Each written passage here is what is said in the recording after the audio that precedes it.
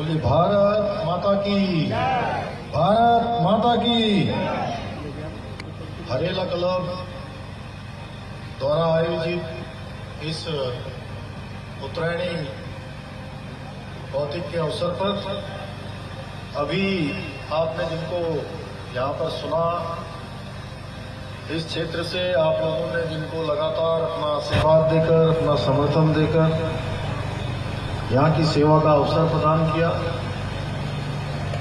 आप सबके प्रिय उत्तराखंड वन विकास निगम के अध्यक्ष आदरणीय कैलाशदा, हमारे कैलाश चंद गैतोड़ी जी, भारतीय जनता पार्टी के जिलाध्यक्ष भाई निर्मल मेहरा जी, प्रदेश मंत्री हमारी दीदी हेमा जोशी जी, जिला महामंत्री भाई मुकेश जी पूरन जी, हमारे हरेला क्लब के अध्यक्ष श्री देवी दत्त भट्ट जी, नगर पालिका परिषद के अध्यक्ष भाई विपिन कुमार जी, हमारे वरिष्ठ भाजपा नेता अमोड़ी क्षेत्र के श्री खीमानंद भट्ट जी, हमारे युवा नेता भाई मोहित पाठक जी, प्रदेश कार्यकारिणी के सदस्य श्री सतीश पांडे जी, मदन गैतोड़ी जी, मदनदा प्रकाश पांडे जी, हरेला क्लब के संरक्षक श्री धर्मेंद्र चंद जी, एडवोकेट हमारे बड़े भाई श्री विजय चंद जी, संरक्षक हरेला श्री शंकर गड़कोटी जी, आदरणीय हमारे वरिष्ठ नेता रोहतास अग्रवाल जी, दीपचंद्र पाठक जी, खटीमा से आए हुए हमारे बहुत वरिष्ठ नेता राज्य आंदोलनकारी रमेश चंद्र जोशी जी, रामू भैया, हमारे श्री गोविंद सामंत जी, एवं यहाँ पर पधारे हमारे एलडी गैतोड़ी जी और हरीश चंद्र हैसियत जी, हमारे सभी उपस्थित वरिष्ठ नेतागण। अब मैं सबका नाम तो बहुत लंबा हो जाएगा। हमारे सभी बड़े बुजुर्ग, सभी उपस्थित माताएं बहनें, सभी मेरे नौजवान साथियों, उपस्थित पत्रकार मित्रों, छायाकार बंधुओं, हमारे इस जिले के जिलाधिकारी श्री नरेंद्र भंडारी जी, पुलिस अधीक्षक श्री देवेंद्र पिचा जी, एवं सभी विभागों से आए हुए सभी अधिकारीगण, सभी कर्मचारीगण, पत्रकार मित्रों, छायाकार बंधुओं, मैं आज इस शुभ दिन पर, इस उत्तरायणी के अवसर पर, भगवतिया त्योहार के अवसर पर मैं आप सभी को शुभकामनाएं देता हूं, आप सबको बधाई देता हूं और भगवान से प्रार्थना करता हूं कि आप सबके जीवन में मंगल हो, भगवान सूर्य नारायण की कृपा आप सब पर हो। भाइयों बहनों, आज का दिन हमारे लिए विशेष महत्व का दिन है और आज के दिन से भगवान सूर्य के उत्तरायण में आने से हमारे सब काम शुरू हो जाते हैं। अच्छे दिनों की आज से शुरुआत हो जाती है। अच्छे दिन, देवताओं के दिन, और धीरे धीरे जो सूर्य का प्रकाश है वो हमको सीधे सीधे प्राप्त होना प्रारंभ हो जाता है। उसकी ऊष्मा हमको प्राप्त होनी प्रारंभ हो जाती है। उस ऊष्मा से हम सभी को ऊर्जा प्राप्त हो, हम सभी के जीवन में उत्साह आए, हम सभी के जीवन में स्फूर्ति आए, हम सबको आगे बढ़ने की शक्ति प्रदान हो। मैं भगवान सूर्यदेव से प्रार्थना करूं और हरेला क्लब को विशेष रूप से मैं बहुत बधाई देना चाहता हूं कि पिछले कई वर्षों से हरेला क्लब के द्वारा लगातार ये कौतिक आयोजित किया जाता रहा है। निश्चित रूप से जैसा मैं यहाँ से सुन रहा था, हमारे चंद जी जो बोल रहे थे, तो उन्होंने बहुत सारी बातें यहाँ पर रखी है। ये हमारी सांस्कृतिक पहचान है, हमारी संस्कृति है। उस संस्कृति को लगातार आगे बढ़ाने का काम, उसके विकास का काम, उसके संवर्धन का काम हरेला क्लब के माध्यम से हो रहा है। भाइयों बहनों, जिस प्रकार से आज पूरे उत्तराखंड के अंदर ही नहीं बल्कि पूरे संपूर्ण भारतवर्ष के अंदर हरेला का पर्व मनाया जा रहा है। हरेला पर्व मनाया जाता है क्योंकि हरेला जहां हमारे पर्यावरण के संरक्षण का प्रतीक है, पर्यावरण का प्रतीक है, हमारी हरियाली का प्रतीक है, उस दिन हम वृक्षारोपण करते हैं, पौधारोपण करते हैं। अनेकों स्थानों पर ये हरेला पर्व हमारा मनाया जाता है। और हरेला पर्व एक समय में हमारे पूर्वजों ने मनाना प्रारंभ किया और उसको हरेला नाम दिया। धीरे धीरे धीरे धीरे प्रदेश के अंदर गया, प्रदेश के अंदर से आज देश के अंदर गया और आज जितने भी जो पर्यावरण के संरक्षण के लिए काम करने वाले पर्यावरणविद हो, चाहे आज जल संचय के क्षेत्र में काम करने वाले हमारे वैज्ञानिक हों, हमारे भूगर्भ शास्त्री हों, सारे के सारे उन लोगों ने इसकी महत्ता को समझा और हरेला पर्व आज पूरे देश का एक पर्व बन गया है। कोई क्षेत्र ऐसा नहीं है जहां हरेला नहीं मनाया जाता है। सरकार ने भी इसको अडॉप्ट किया है। भाइयों बहनों, मेरा ऐसा मानना है कि आज हमारे देश के यशस्वी प्रधानमंत्री मोदी जी के नेतृत्व में जो हमारा सांस्कृतिक राष्ट्रवाद है, हमारी जो संस्कृति है, उसके प्रचार के लिए, उसके प्रसार के लिए, उसके उत्थान का अगर पर्व, हमारी सांस्कृतिक धरोहर, हमारी संस्कृति, हमारे धर्म, उसके उत्थान का अगर पर्व पूरे देश के अंदर आजादी के कालखंड के बाद कहीं किसी कालखंड में आया है तो वो यही कालखंड है जो माननीय प्रधानमंत्री मोदी जी के नेतृत्व में चल रहा है। आप देखिए कि हमारे जितने भी लोक पर्व है, लोक संस्कृति है, उसको राष्ट्रीय पहचान मिल रही है, उसको अंतर्राष्ट्रीय पहचान मिल रही है। 21 जून को मनाया जाने वाला हमारा योग दिवस आज केवल भारत के अंदर ही नहीं बल्कि पूरी दुनिया के अंदर मनाया जा रहा है। आज आप अगर हम देव स्थानों की बात करेंगे तो ऐसे अनेकों देव स्थान हैं। अगर हम अयोध्या की बात करें, आप अयोध्या लंबे समय से हम सब लोग सोचते थे, हम कहते थे कि हम हर क्षण हर पल अगर किसी का नाम लेते हैं, अगर हमारे मन में हमको थोड़ी सी भी परेशानी होती है तो थोड़ी सी परेशानी में भी हमारे मुंह से निकलता है हे राम, राम राम। और जहां राम पैदा हुए वहां लंबा कालखंड बीत गया कि वहां पर एक मंदिर बनना चाहिए था, एक भव्य परिसर बनना चाहिए था। और हम सब लोगों ने भी कहा, उत्तराखंड के लोगों ने भी कहा, टनकपुर के लोगों ने भी कहा कि रामलला हम आएंगे, मंदिर वहीं बनाएंगे। लेकिन एक लंबा कालखंड बीत गया, मंदिर वहां बन नहीं पाया। भाइयों बहनों, अगर आज अयोध्या के अंदर जहां भगवान राम पैदा हुए वहां पर अगर भव्य दिव्य मंदिर का निर्माण हो रहा है तो किसी और के कालखंड में नहीं हो रहा है बल्कि हमारे देश के यशस्वी प्रधानमंत्री मोदी जी के कालखंड में हो रहा है। भाइयों बहनों, हमारा यहीं पर केदारनाथ, आज वहां केदारनाथ जाने के लिए वहां रोपवे का शिलान्यास हो गया। आने वाले समय में गौरीकुंड से केदारनाथ रोपवे से जाएंगे। हेमकुंड साहब वहां जाने के लिए भी जो 12 घंटे 12 किलोमीटर 13 किलोमीटर की लंबी पैदल यात्रा करनी पड़ती थी, वह पैदल यात्रा भी अब नहीं करनी पड़ेगी। आने वाले समय में सारे श्रद्धालु वहां भी रोपवे के माध्यम से जा पाएंगे। वहां पर भी रोपवे का शिलान्यास हो गया है। बद्रीनाथ का मास्टर प्लान हो, केदारनाथ का मास्टर प्लान हो, पुनर्निर्माण का कार्य हो, तेजी से काम हो रहा है। इतना ही नहीं, अभी अभी आप लोगों ने देखा होगा बाबा विश्वनाथ की धरती, महादेव की धरती काशी विश्वनाथ में, वहां काशी कॉरिडोर बन गया है जिसके बारे में कोई सोचता भी नहीं था। दिव्य काशी और भव्य काशी बन गया है बनारस के अंदर। उज्जैन में महाकाल की नगरी में महाकाल लोग देश की जनता को समर्पित किया जा चुका है। ऐसे जितने स्थान हैं उन स्थानों का भव्य दिव्य निर्माण का कार्य तेजी से चल रहा है। भाइयों बहनों, अभी अपने स्वदेश दर्शन में हमारे इसी जनपद की अनेकों योजनाओं को, हमारे गोरखनाथ जी का स्थान, मां बाराही का स्थान, मां पूर्णागिरी का स्थान, ऐसे अनेकों स्थानों को भारत सरकार को प्रेषित किया है। सारी योजनाओं में हमको धन आवंटन हो रहा है। जल्दी ही सारी योजनाएं हमारी एक के बाद एक बनने जा रही हैं। इसी कड़ी में आज जो देश के अंदर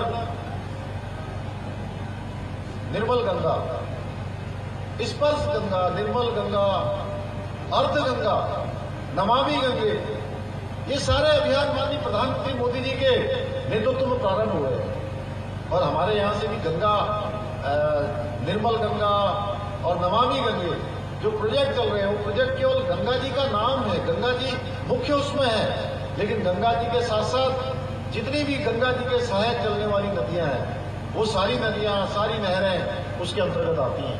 भाइयों बहनों, इसलिए हमने तय किया कि हमारे यहाँ से भी शारदा मैया जाती है। शारदा मैया इसी आगन से होकर निकलती है।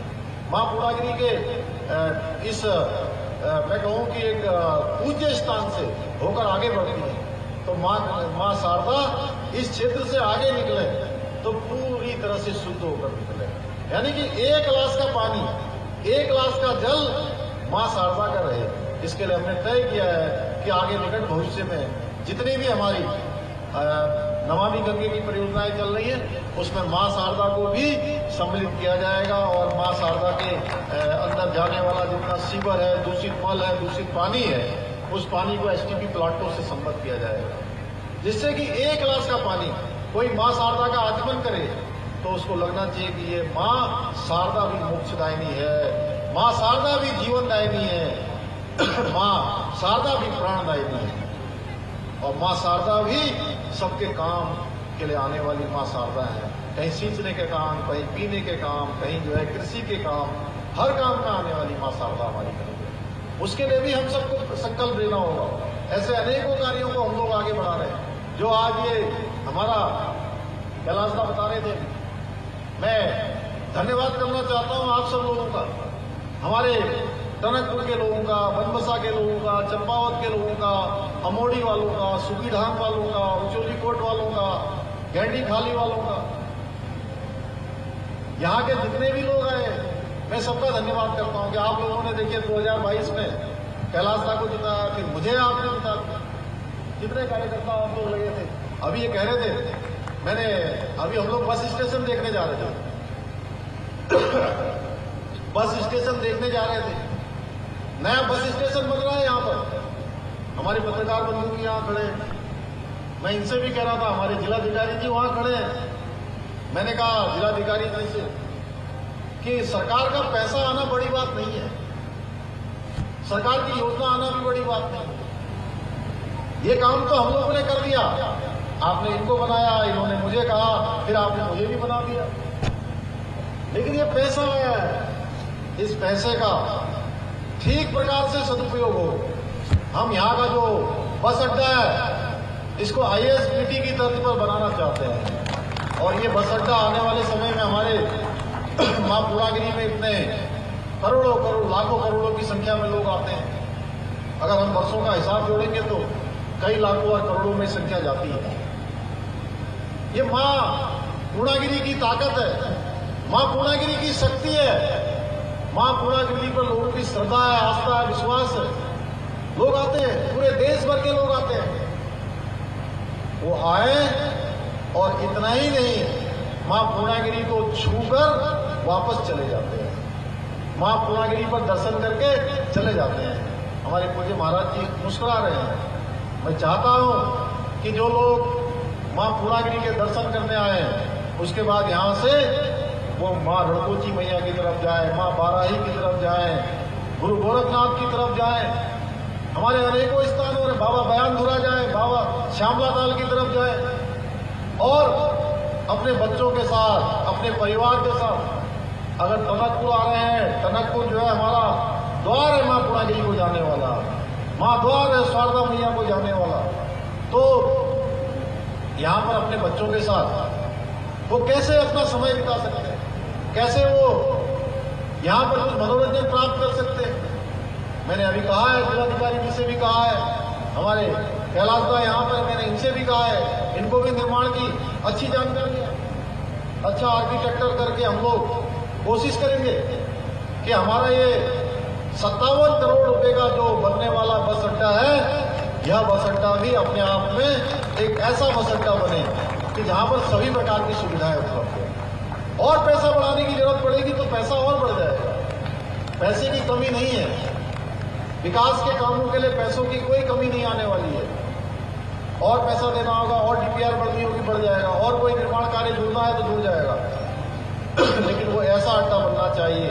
मैं भी कह रहा था कि हाँ, संडे के दिन, शनिवार के दिन रोहतास जी बरेली वाले लोग भी आए, पीलीभीत वाले भी आए, बगल में रामपुर वाले भी आए, रुद्रपुर वाले भी आए, खटीमा वाले भी आए, सितारगंज वाले भी आए, रुद्रपुर वाले भी आए। कहें कि हम लोग जो है टनकपुर जा रहे हैं, टनकपुर जाकर टनकपुर का बस अड्डा देखेंगे, वहां पर भोजन करेंगे, बच्चों का कुछ मनोरंजन करेंगे, मां शारदा की आरती करेंगे शाम को, उसके बाद अपने परिवार को लौटाएंगे। इसी प्रकार से हम लोगों ने तय किया है कि यहाँ पर अच्छा एक सर्किट हाउस बनना चाहिए, अच्छी पार्किंग बननी चाहिए। एक पार्किंग यहाँ पर बन रही है पीछे, कार पार्किंग अभी हम लोगों ने देखा है। दूसरी पार्किंग भी हमारी टीआरसी पर स्वीकृत हो गई है, उसके लिए भी 5 करोड़ रुपए की धनराशि स्वीकृत हो गई है। अनेकों योजनाएं, आधी लगभग 100 करोड़ की योजनाओं का यहाँ पर लोकार्पण और शिलान्यास किया गया है। भाइयों बहनों, हमारे मन में है कि भगवान सूर्यदेव की कृपा से, मां पूर्णागिरी की कृपा से ये हमारा पूरा जनपद चंपावत ये आदर्श चंपावत बने, आदर्श चंपावत, जहां पर एक मॉडल के रूप में, मैं कहूं एक पायलट के रूप में पूरे उत्तराखंड का एक मॉडल बने। और इसके लिए हमने सभी विभागों को, सारे विभाग, राज्य सरकार के भी और भारत सरकार के सारे विभागों को लगातार इस काम में लगाया हुआ है। लगातार सारे विभाग योजनाएं बना रहे हैं, सारे विभाग मंथन कर रहे हैं, लगातार कार्य योजना बना रहे हैं कि चंपावत जनपद का जैसा मॉडल पूरे उत्तराखंड का मॉडल होगा। यहां से इसकी शुरुआत होगी और ये शुरुआत होकर उत्तराखंड के हर जिले में इस प्रकार की हम शुरुआत करेंगे। मैं धन्यवाद करना चाहता हूं भारत सरकार के संस्थानों का भी, बहुत सारे जो कंपनी है सीएसआर के माध्यम से भी हमारे यहाँ पर आ रहे हैं। आने पर मैं आप लोगों से ये निवेदन करना चाहता हूं कि जितने भी लोग यहाँ पर काम करने आ रहे हैं उन सबका हमको सहयोग भी करना है। वो अपनी कंपनियों को लगाएंगे, अपने आर्थिक संसाधनों को लगाएंगे, उसमें हम लोग क्या सहयोग कर सकते हैं आने वाले समय के लिए। जैसे हमारे हराला क्लब ने एक कार्य प्रारंभ किया है कि प्रत्येक वर्ष उत्तरायणी का कौतिक होता है, प्रत्येक वर्ष ये लोग हरिला पर्व मनाते हैं, हमारे बच्चों को भी बताते हैं, आने वाली पीढ़ियों को भी बताते हैं। पीढ़ी दर पीढ़ी ये चीजें ट्रांसफर हो रही हैं। उसी प्रकार से हम सबको भी कहीं न कहीं सोचना चाहिए कि हम अपने आने वाली पीढ़ी को क्या देकर जाने वाले हैं, हम क्या करके जाने वाले हैं। और चंपावत का तो चूंकि ये तो हमारे जैसे उधर हल्द्वानी एक द्वार है, दूसरा अगर द्वार है तो मेरा ये टनकपुर भी एक द्वार है, जहां से तमाम पहाड़ को जाने वाला, यहाँ से आने वाले समय में, अभी मैं कैलाशदास से कह रहा था कि आने वाले समय में कैलाशदास ये बस अड्डा हमारा इसलिए भी अच्छा बनना चाहिए कि जो हम भविष्य को देखें, आने वाले समय को देखें, आने वाले समय में क्या होने वाला है उसको पहचान कर कि आने वाले समय में बड़ी यात्रा जहां मां पूर्णागिरी की यात्रा चलती है, इसके साथ साथ बड़ी यात्रा इसी रास्ते से बाबा कैलाश मानसरोवर की भी यात्रा चल रही है। कैलाश मानसरोवर की यात्रा भी इसी सड़क मार्ग से हो, पिथौरागढ़ तक का मार्ग अच्छा बन गया है। हमारा प्रयास है आने वाले समय में कि बहुत सारी जो ट्रेनें हैं, बहुत सारे स्टेशनों को जाने वाली ट्रेनें हैं, वो हमारे टनकपुर से चले, हमारे टनकपुर स्टेशन से देश भर को जाने का रास्ता बने। उसके लिए हम लोग लगातार प्रयास कर रहे हैं, लगातार कार्य कर रहे हैं। इसी प्रकार से विभिन्न प्रकार की जो हमारी बसें हैं, बस यात्रा वह भी हमारे लिए अच्छी हो। 4 पहिया वाहनों से लोग आए और अच्छा लगा। दीदी बता रही थी आज कि हेमा दीदी कहती मैं 4.5 घंटे में देहरादून से टनकपुर पहुंच गई। अभी थोड़ा सा काम और बचा हुआ है। मैं समझता हूं अगर वो सारा काम पूरा हो जाएगा तो 1 घंटा और कम हो जाएगा, इतनी तेजी से चलने वाला है। खटीमा का बाईपास चालू हो गया है, खटीमा का बाईपास चालू होते ही आपका आधा घंटा तो बच गया। मेरे ख्याल से रोहतास जी तो बहुत खुश हो रहे होंगे, आपकी तो रोज ही वहां मिल में जाना होता है आपको। पहले आप जाते थे तो जाम लगता था और आप खटीमा वालों को ही परेशान करते थे, वरना उससे जाम लगाते थे आप वहां जाकर। भाई आपका कोई काम तो खटीमा शहर में होता नहीं था, आपकी तो मिल झंझट में है, लेकिन जाना हमेशा खटीमा से पड़ता था आपको।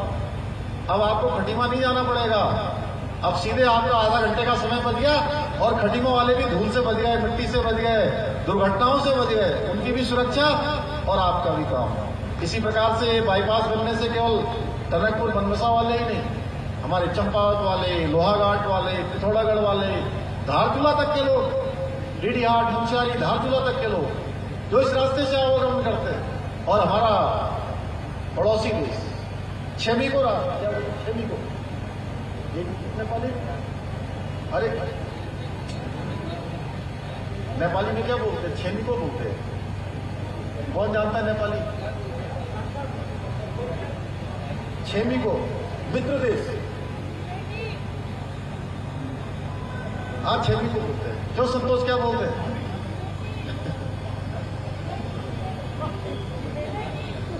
जहां हमारा रोटी बेटी का रिश्ता है, जहां हमारा सांस्कृतिक रिश्ता है, संस्कृति का रिश्ता है, पूजा पद्धति का रिश्ता है, जीवन पद्धति का रिश्ता है, वहां के लोगों के लिए भी ये जो बाईपास बन रहा है, ये बाईपास उनके लिए भी एक मील का पत्थर साबित होने वाला है। भाइयों मैंने ऐसे अनेकों कार्य चल रहे, टनकपुर से लेकर सितारगंज तक के लिए। अभी मैं भारत सरकार के सड़क परिवहन मंत्री जी से भेंट करने गया था, तब मैंने उनसे अनुरोध किया है कि टनकपुर से लेकर सितारगंज तक का जो मार्ग है उसको अब 2 लेन की जगह 4 लेन का बनाया जाए। उनसे मैंने अनुरोध किया, उन्होंने मेरे अनुरोध को स्वीकार भी किया। उन्होंने कहा है कि इसको हम अपनी कार्य योजना में डाल दें। तो ऐसा कोई क्षेत्र नहीं है जिस क्षेत्र में आज प्रयास न हो रहा हो, काम न हो रहा हो। धीरे धीरे आने वाले समय में, और मैं बहुत सौभाग्यशाली हूं, मैं बचपन से जहां आता रहा, बचपन से जहां खेलता रहा, कूदता रहा, और कैलाश दा ने मेरा हाथ पकड़ लिया एक दिन रात, ये बोले कि नहीं नहीं आपने कुछ नहीं सोचना है, चाहे कोई भी कुछ भी कहे। मैं बहुत संकोच कर रहा था इस बात कि मुझे निर्णय लेना है कि नहीं लेना, लेकिन इन्होंने मेरा हाथ पकड़ लिया, बोले नहीं कुछ नहीं करना, कहीं नहीं जाना है, यहीं से खड़ा होना है, टनकपुर से खड़ा होना है, ये चंपावत से खड़ा होना है।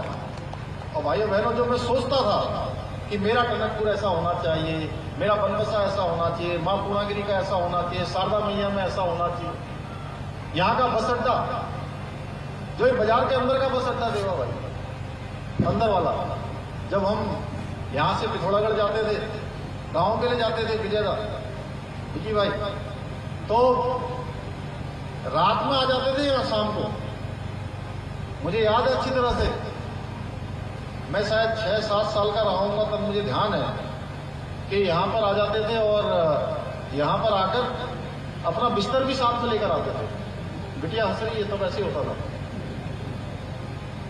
ये बिस्तर लेकर आते थे, अपने पिताजी के साथ आते थे और यहीं पर हम लोग लेटते थे अपने, और सवेरे 4 बजे यहाँ से बस चलती थी टनकपुर भागी चौरा, मुझे याद है, टनकपुर से भागी चौरा वाली बस, उसमें हम बैठते थे और शाम होते होते 4 बजे यहाँ से चलते थे और शाम को 5-6 बज जाता होगा, वहाँ धूप चली जाती थी, तब हम पहुँचते थे। तब मैं सोचता था कि जो है ये बस अड्डा हमारा बहुत अच्छा होना चाहिए। जब मैं इधर उधर जाता था तो मैं सब जगह देखता था कि कहीं पर इतनी बड़ी बड़ी बिल्डिंगें हैं, कहीं इतने बड़े बड़े अस्पताल हैं, इतने अच्छे इंस्टीट्यूशन हैं, इतनी अच्छी पार्किंग है, तो हमारे इन क्षेत्रों में भी होनी चाहिए। तो आज माँ पूर्णागिरी के आशीर्वाद से, आप सब लोगों के आशीर्वाद से, आप लोगों ने ये मौका दिया है, माँ शारदा के आशीर्वाद से, बाबा बयानदुरा की कृपा से, माँ बाराही की कृपा से, ये काम करने का जो अवसर मिला है, इस काम को आदर्श रूप में रखना है। और ये काम, ये केवल मेरा काम नहीं है, मेरे को तो आप लोगों ने आगे लगाया, केवल इनका काम भी नहीं है, ये हम सब लोगों का काम है, पूरे क्षेत्रवासियों का काम है, ये हमारी सबकी सामूहिक यात्रा है। और हमने संकल्प लिया है, माननीय प्रधानमंत्री मोदी जी ने कहा है 21वीं सदी का तीसरा दशक, 21वीं सदी का तीसरा दशक उत्तराखंड का दशक होगा। भाइयों बहनों, हम उस दिशा में बढ़ रहे हैं। भगवान की कृपा से कुछ व्यवधान भी आ रहे हैं बीच बीच में, कुछ आपदाएं भी आ रही हैं, कुछ परेशानियां भी आ रही हैं, लेकिन जहां इतने सारे लोगों का साथ हो, इतने सारे लोगों की शुभकामनाएं हो, आगे हमारे सभी बड़े बुजुर्गों का आशीर्वाद हो और उसके ऊपर हमारे मां पूर्णागिरी, हमारे देवी देवताओं की कृपा हो, तो ये रथ रुक नहीं सकता, ये अभियान रुक नहीं सकता। आंधी आए या तूफान, अब नहीं रुकेगा यह अभियान आगे बढ़ते जाएगा। भाइयों बहनों, इतना ही नहीं, हमने यह भी संकल्प लिया है कि 2025 जब हमारी राज्य स्थापना का 25वां वर्ष होगा, तब हम हिंदुस्तान के श्रेष्ठ राज्यों में शामिल हों, हम अग्रणी पंक्ति के राज्यों में हों। हमारी हर प्रकार की व्यवस्थाएं, चाहे वो पर्यटन का क्षेत्र हो, चाहे वो सड़कों का क्षेत्र हो, चाहे वो चिकित्सा का क्षेत्र हो, शिक्षा का क्षेत्र हो, औद्योगिकी का क्षेत्र हो, या हमारा ऊर्जा का क्षेत्र हो, या हमारा पर्यावरण का क्षेत्र हो, हर क्षेत्र में हम हिंदुस्तान के नंबर 1 राज्यों में हमारी गिनती होगी। उसके लिए भी हमको आगे बढ़ना है, उसमें आप सभी का आशीर्वाद चाहिए, आप सबकी शुभकामनाएं चाहिए। और मैं आपको विश्वास दिलाना चाहता हूं कि हम सब लोगों को एक एक क्षण और एक एक पल अपने काम में लगाना चाहिए, अपने योगदान में लगाना चाहिए। अगर हम सब लोग ये सोचकर कहीं ना कहीं अपने अंदर परफेक्शन लाने का काम करेंगे, तो मैं समझता हूँ आज का ये दिन, ये उत्तरायणी का पर्व, ये हमारा हरेला क्लब द्वारा मनाया जाने वाला कौतिक हमारा बहुत सार्थक होगा। भगवान सूर्यदेव की हम सब पर कृपा होगी। मैं आप सबको एक बार बहुत बधाई देता हूँ, बहुत शुभकामनाएं देता हूँ। और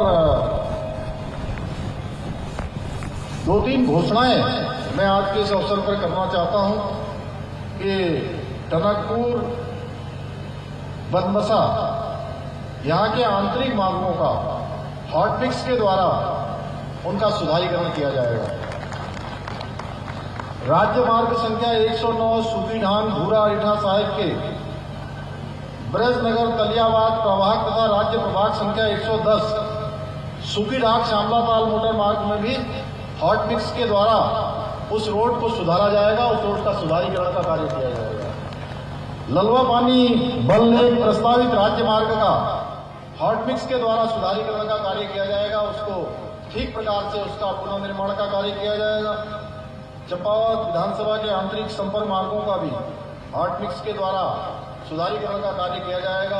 आज के अवसर पर पुनः सभी का धन्यवाद करते हुए, विशेषकर से हमारे चंगी हरेला क्लब के सभी लोगों का, आए हुए सभी कलाकारों का भी, और ये कौतिक जहां हमारे कलाकारों को भी एक मंच प्रदान करता है, उनको भी आगे बढ़ने का अवसर प्रदान करता है।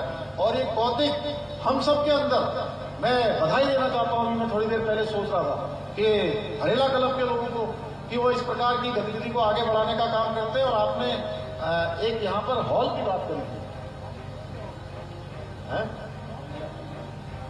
एक कम्युनिटी हॉल की बात करी थी, और मैं इसकी भी घोषणा करता हूं कि निकट भविष्य में उसका भी डीपीआर बनाकर उसका कम्युनिटी हॉल के निर्माण कार्य को भी किया जाएगा। बहुत बहुत धन्यवाद।